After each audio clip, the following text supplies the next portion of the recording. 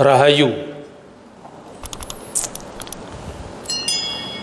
Yang saya hormati Bapak Kapolri Dr. Andes Listio Sigit Prabowo MSI beserta Ibu Yuliati Sigit Prabowo. Yang saya hormati Ketua Panitia Natal Polri tahun ini, yaitu Bapak Brigjen Polisi Dr. Andes M. Haritonga, MSI. Menteri Agama Republik Indonesia yang diwakili oleh Bimas Kristen, Pak Pontus. Bapak Ketua Umum PP Polri Jenderal Polisi Dr. Andes Bambang Hendarso Daruri,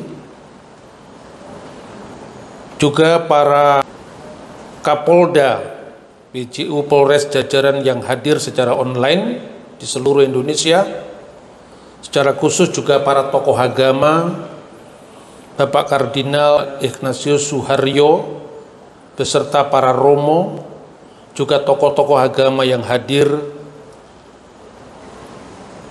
dan saudara-saudara hadirin yang saya hormati. Pertama-tama saya harus sampaikan bahwa saya belajar teologi, saya belajar sejarah. Namun sesungguhnya berkali-kali saya ralat bahwa saya bukan seorang pendeta,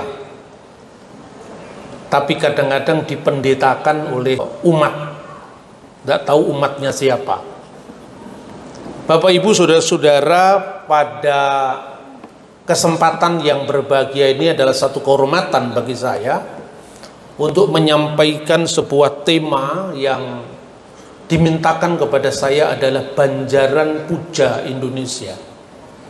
Kata Banjaran itu sebetulnya dari bahasa Jawa yang artinya kisah lengkap tetapi dalam segenggam rangkuman. Misalnya kalau Banjaran Bimoseno itu adalah kisah kepahlawanan Bima, mulai dari kelahirannya sampai paripurnanya tugas sebagai seorang pahlawan, sebagai seorang tokoh yang hendak diteladani.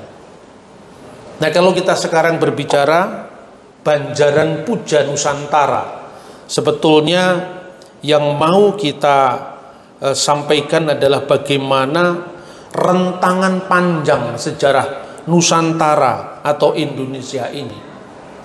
Karena begini Bapak Ibu, nasionalisme Indonesia itu adalah sebuah konstruksi sejarah. Mulai kapan kita sadar sebagai orang Indonesia? Toh dahulu kita mengawali perjuangan ini dari berbagai macam keragaman kita, baik suku, ras, agama, daerah, dengan kebudayaan dan segala kompleksitas perbedaan yang lain. Kita berangkat dari orang Jawa dengan Yong Jawa, orang Sumatera, Yong Sumatera, Yong Celebes, Yong Ambon. Tapi sejak kapan sesungguhnya kita diikat oleh keindonesiaan kita? Sebelum bangsa kita sendiri menuliskan sejarahnya, sebetulnya sudah ada catatan-catatan tentang Indonesia, sekalipun tidak disebut dengan nama itu. Nama Indonesia baru muncul kira-kira abad 19. Dan itu diperkenalkan kemudian paling akhir oleh seorang etnolog dari Jerman yang bernama Adolf Bastian. Yang sebelumnya sudah ada kata Indonesia atau Melayunesia. Tapi kata ini kemudian dipilih Indonesia, dan kata ini kemudian mengikat kita bersama dengan segala keberagaman kita. Namun ada kata lain yang itu paralel.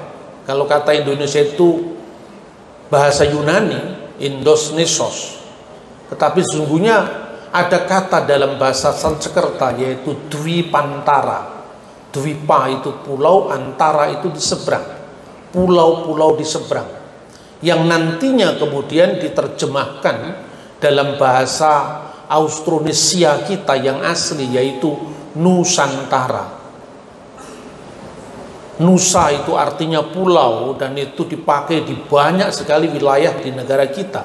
ada Nusa Penida, Nusa Laut, Nusa Ina, dan itu kemudian mengikat kita bersama.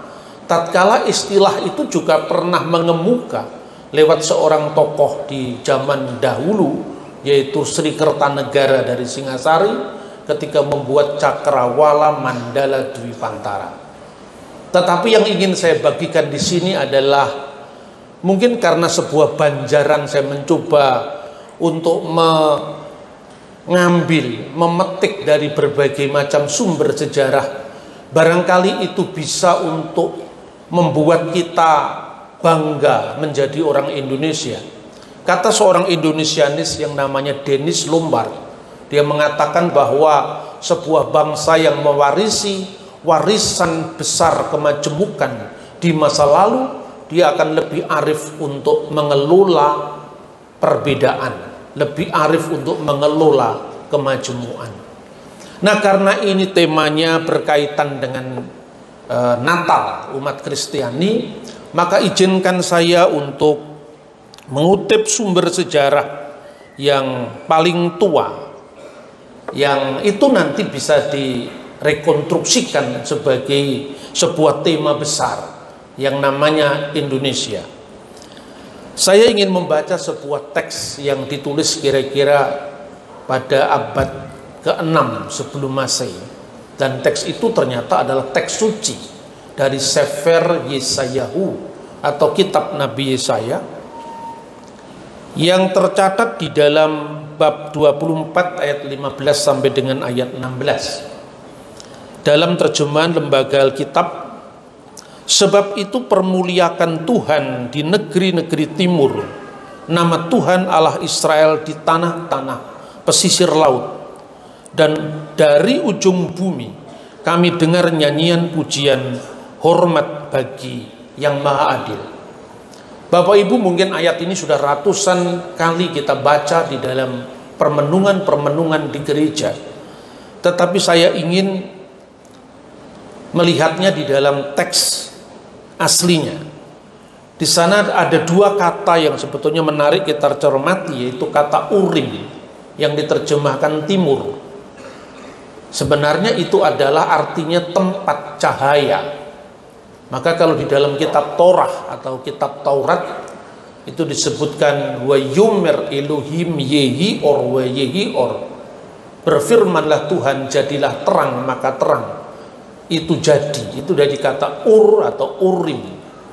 Kalau diterjemahkan dengan negeri-negeri timur, itu karena di dalam pustaka-pustaka kuno itu dikenal apa yang dinamakan negeri tempat di mana matahari terbit.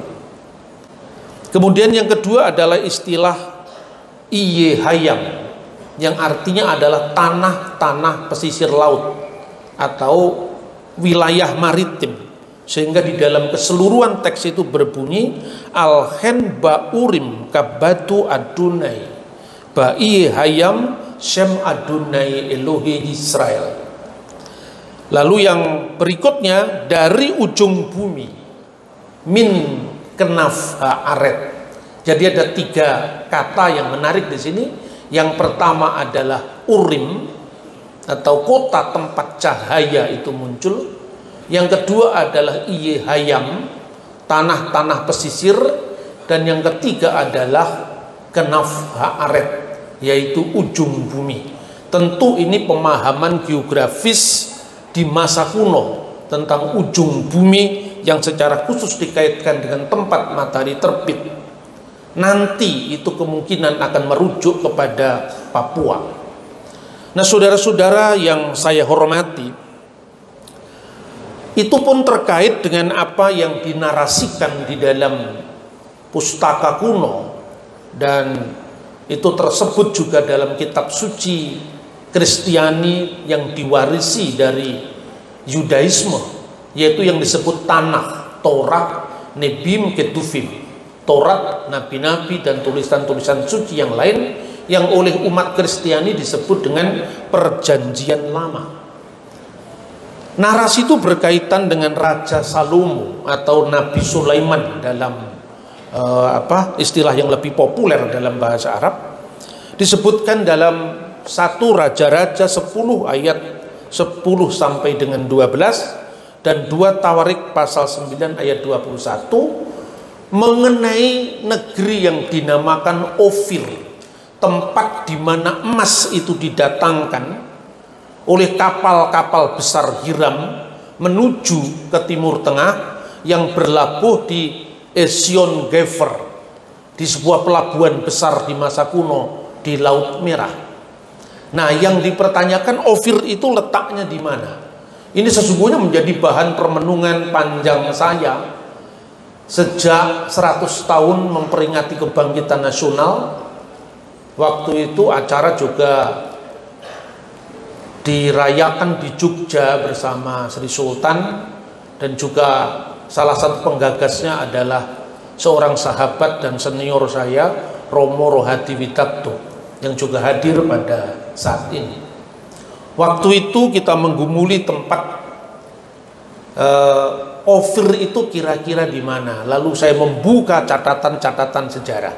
Yang pertama, catatan dari seorang sejarawan Yahudi yang menulis tahun 90 Masehi dalam bukunya yang berjudul Sejarah Kuno Bangsa Yahudi, buku yang ke-8 bab 6. Di situ disebutkan tentang Operion, yaitu Ofir, yang dikatakan yang kini atau pada masanya Yosefus abad pertama itu disebut De Krisingin, adalah bumi emas, Kolomenen Indikes Estin Auto, yang sekarang disebut bumi emas yang adalah koloninya bangsa India.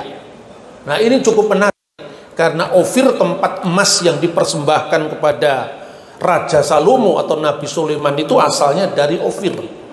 Dan ketika Santo Hieronymus pada abad keempat kira-kira tahun 380 menerjemahkan pustaka suci Alkitab menjadi Vulgata atau Biblia Sacra Vulgata dalam bahasa Latin, yang diterjemahkan selama 26 tahun di kota suci Bethlehem, di mana kata Opir itu diterjemahkan dengan India. Misalnya di dalam tulisan Santo Hieronymus itu disebutkan bahwa dia mengutip dari kitab Ayub, kitab Nabi Ayub pasal 28-16, di mana teks dalam bahasa aslinya Ibrani Lu Suleh Beketem Ofir diterjemahkan dengan non conferentur tinci India coloribus, yang artinya ia tidak dapat dinilai dengan emas dari India.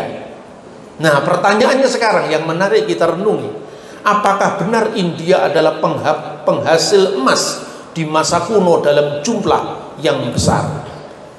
Yang pertama-tama kita mendapatkan catatan dari seorang bapak sejarawan dunia yang bernama Herodotus Halikarnassus di dalam bukunya yang berjudul The Histories, yaitu sejarah.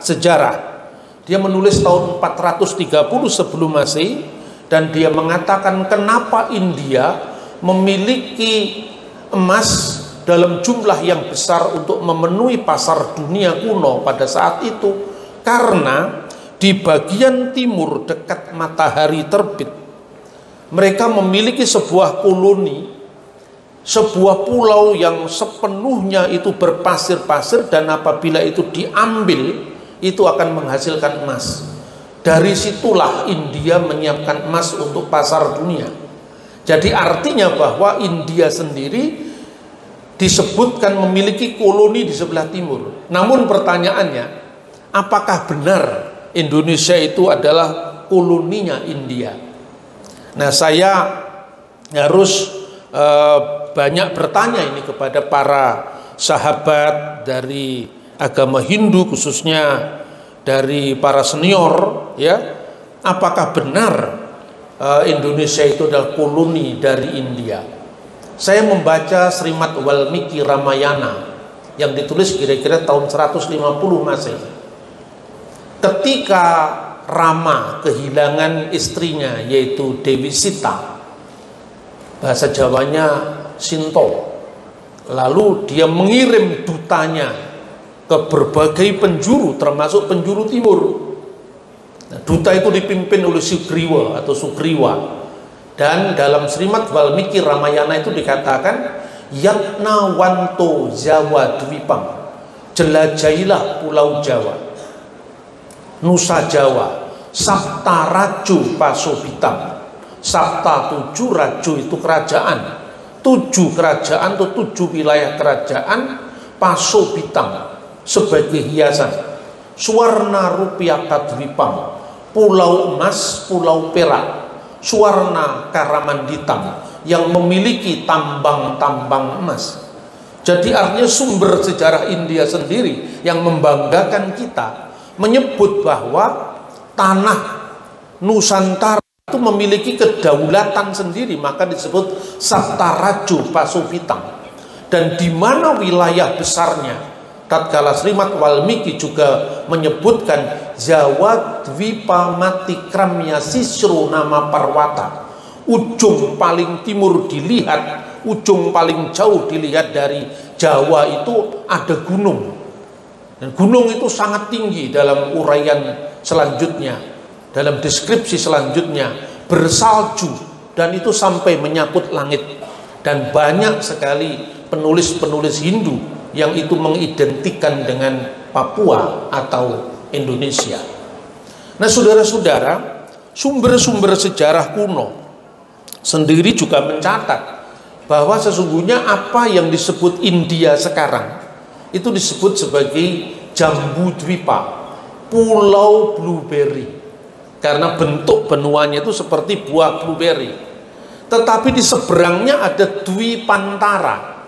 Dwipantara itu wilayah kita Indonesia ini. Ada yang mengatakan 7 wilayah kerajaan itu adalah Jawa Dwipa, Pulau Jawa, Suwarna Dwipa, Pulau Sumatera, Berhina Dwipa itu adalah Borneo, Pulau Kalimantan, Sangkat Dwipa itu Pulau Celebes, kemudian Sangat Dwipa itu Nusa Tenggara, Bali Dwipa, dan satunya adalah Jawa Dwipa Matikramya Sisro Nama Parwata, yang tidak lain adalah Papua. Ini tentu membanggakan kita bukan hanya karena romantisme di masa lalu, tetapi merupakan warisan besar bangsa kita yang nanti kita temukan kembali seiring dengan perjalanan bangsa yang besar ini. Dan barangkali temuan-temuan para founding fathers di zaman dulu yang mengikat kita bersama dalam sebuah nation state, negeri kebangsaan, negara kebangsaan yang nantinya kita sebut Indonesia. Dan itu tidak lain juga paralel dengan kata Dwipantara dan Nusantara. Jadi kalau kemudian sekarang ibu kota negara kita namakan Nusantara, itu sebetulnya merupakan sebuah kenangan kembali kepada kejayaan bangsa kita yang dituliskan dalam tinta kencana sejarah dunia saat itu. Seorang geograf dari Alexandria, orang Yunani, namanya adalah Claudius Ptolemaeus. Dia mengatakan Chrysonesos, pulau atau semenanjung emas. Dan itu merupakan Yunanisasi dari apa yang disebut sebagai Swarna Dwipa atau pulau emas yang tidak lain adalah Sumatera. Nah, saudara-saudara yang saya hormati, apa relevansinya untuk kita mengulang atau mengenang sejarah masa lalu?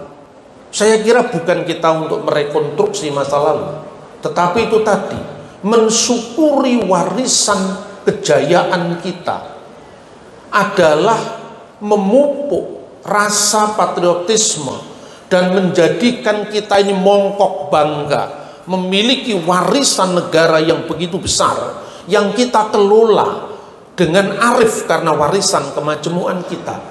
Sumber-sumber Tiongkok menyebut negeri yang kita huni ini antara lain Kunlun, penduduk yang banyak, negeri yang berpenduduk banyak, yang tidak hanya merujuk kepada banyaknya penghuni atau rakyat di wilayah ini, tetapi juga kemajemukan dalam kehidupan sehari-hari, termasuk cara makannya, pola hidupnya, pola keyakinannya, dan itu menjadi warisan besar bangsa kita yang nanti dibingkai dengan sesanti Bhinneka Tunggal Ika Tanhana Dharma Mangrua.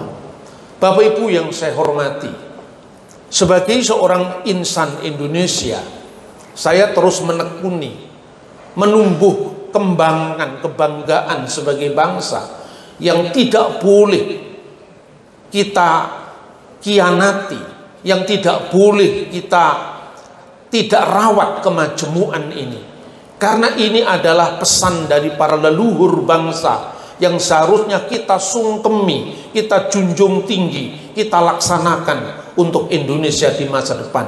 Secara khusus barangkali menjelang tahun politik yang mungkin saja banyak sekali yang mengangkat politik identitas, yang itu semua adalah mendurhaka terhadap warisan kemajemukan kita. Karena itu saudara-saudara, melalui pesan Natal yang tadi saya kutip, bahkan mungkin itu adalah banyak orang yang bisa berbeda tafsir, tetapi karena konteks Nabi Yesaya berbicara itu adalah nubuatan akhir zaman.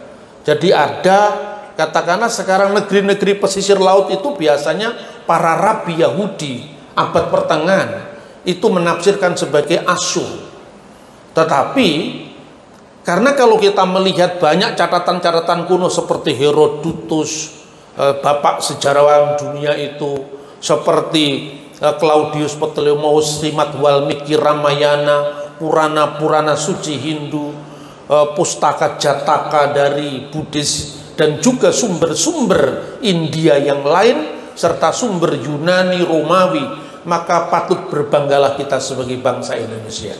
Jangankan satu generasi, 10 generasi pun tidak bisa menghilangkan yang namanya Rahang Batak atau Sipit Tionghoa, Ikal Mayang Papua atau Kuning Langsat Manado. Karena Tuhan yang Maha Kuasa telah menakdirkan kita yang menghiasi, menghuni seluruh wilayah yang kita sebut Nusantara atau Indonesia itu harus menjadi satu. Dan itulah tekad kita sebagai bangsa Indonesia.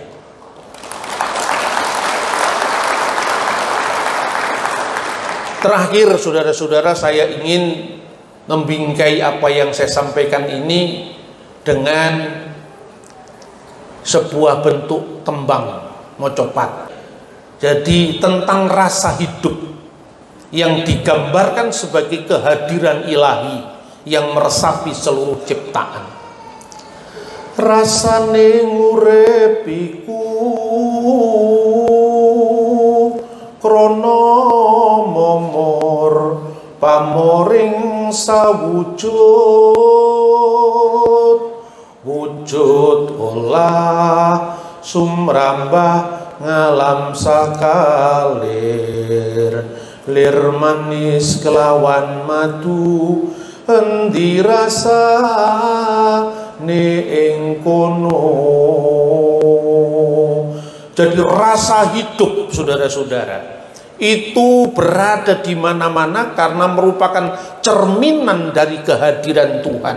Baik itu adalah kehidupan insani dan kehidupan seluruh hayati, itu semua bersaudara. Bukan hanya apa yang disebutkan muamalah ma'al kholik, tapi muamalah ma'anas dan muamalah ma'al makhluk. Semua itu adalah bersaudara. Kata teman-teman Hindu, Tattwam Asi. Karena pemahaman seperti inilah tahun 1894 ditemukan Kakawin Negara Kertagama. Diterbitkan kemudian tahun 1902. Dari kitab ini kita dapat memperoleh kata Pancasila. Pancasila ya gegenten teteki hayuwalupa. Pancasila hendaklah dipegang teguh dan jangan sampai dilupakan. Dari kitab ini pula kita mengenal salam keramat kita merdeka, mahardika. Dan juga saudara-saudara, penemuan ini menunjukkan sebuah wilayah yang kemudian mengikat para founding fathers kita mewarnai perbincangan-perbincangan di BPUPKI tentang wilayah Indonesia. Jadi secara berurutan, lahirnya Budi Utomo tidak lain disemangati oleh penemuan negara Kertagama, sehingga R. Supomo mengatakan seandainya kakawin ini tidak ditemukan, mungkin Budi Utomo tidak berdiri. Dan yang kedua, penemuan Candi Borobudur pada zaman Raffles. Lalu dia mengatakan, di mana budi utama kita yang mulia itu, yang pernah melahirkan sebuah prestasi besar peradaban, membangun Borobudur, membangun Prambanan. Kenapa negeri kita sekarang menjadi saling membunuh dan membakar dan merusak ibu kita, ibu pertiwi kita? Maka lahirnya Budi Utomo, lalu melahirkan Kongres Pemuda yang akhirnya kata Pak Yamin disebut Sumpah Pemuda. Kemudian lahirnya Proklamasi 17 Agustus 45. Itulah sebagai bentuk rediscovery of our nation, yang dahulu disebut Dwipantara, lalu Nusantara, dan sekarang kita sebut Indonesia. Hidup-hidupilah Indonesia, tumpah darah kita dengan penuh pengabdian, dengan penuh ucapan syukur, dengan penuh integritas untuk menatap masa depan bersama dan optimis di mana negeri ini tetap akan eksis sampai akhir zaman, karena Bhinneka Tunggal Ika, berbeda-beda tetapi satu. Terima kasih Bapak Ibu, terima kasih saudara-saudara, dan izinkan saya memekikkan salam keramat kita. Merdeka! Merdeka! Terima kasih. Shalom. Assalamualaikum warahmatullahi wabarakatuh. Rahayu. Bapak Dr. Bambang Susilo, terima kasih Bapak atas pesan sangat kuat Bapak. Izinkan saya mendalam Bapak kembali dan menyampaikan salam keramat yang lain. Salam presisi.